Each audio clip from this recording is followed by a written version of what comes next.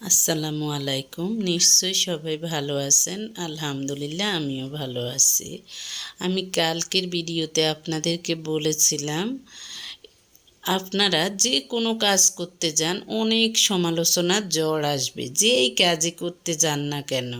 কারণ কিছু মানুষ থাকবে তাদের কাজই হলো মানুষকে নিয়ে সমালোচনা করা। তাই কিভাবে সামলাবেন এইসব সমালোচনার ঝড়? আত্মবিশ্বাস ও নিজের প্রতি আস্থা রাখবেন। আপনি যে কাজটি করেছেন তার প্রতি আপনার অগাধ বিশ্বাস থাকতে হবে। নিজের বিচার বুদ্ধি ও সৃজনশীলতার উপর আস্থা রাখুন। লক্ষ্যে অবিচল থাকুন। অর্থাৎ কে কি বলল, কে কি করলো, এগুলোর দিকে কর্ণপাত করবেন না। কি অর্জন করতে চান সে বিষয়ে স্বচ্ছ ধারণা রাখুন এবং সেই লক্ষ্যের দিকে স্থিরভাবে এগিয়ে যাবেন।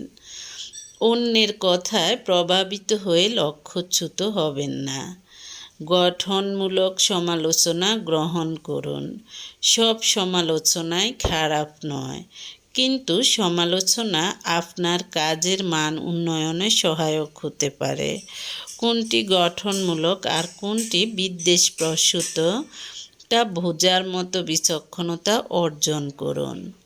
নিজস্বতা বজায় রাখুন। অনুকরণ নয়, অনুসরণ করুন। কিন্তু সবচেয়ে গুরুত্বপূর্ণ হলো নিজের একটি স্বতন্ত্র ধারা তৈরি করতে হবে। আপনার কাজের মধ্যে যেন আপনার ব্যক্তিত্বের ছাপ ফুটে ওঠে, অর্থাৎ আপনি যাই বলবেন সেটা মনে হয় যে আপনার নিজের ঘটনা বলতেছেন।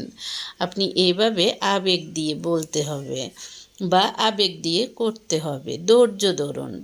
সাফল্য রাতারাতি আসবে না কখনো। কন্টেন্ট ক্রিয়েশনের পথ দীর্ঘ এবং কণ্টকাকীর্ণ হতে পারে।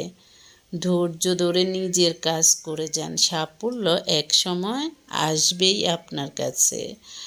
তারপর বলবো, হুজ্জার গল্পের মূল শিক্ষা হলো আপনি সবাইকে খুশি করতে পারবেন না, আর সেই চেষ্টা করাও বৃথা এবং বোকামো।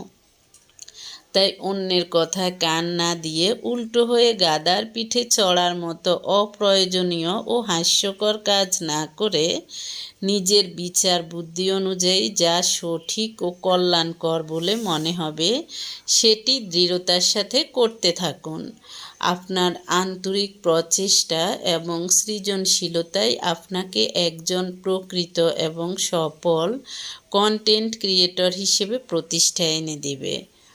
হুজ্জার মতো বিচক্ষণতা ও রসবোধ যদি আপনার সঙ্গী হয় তবে সমালোচনার ঝড় আপনাকে স্পর্শ করতে পারবে না, বরং তা আপনার এগিয়ে চলার পথে নতুন দিশা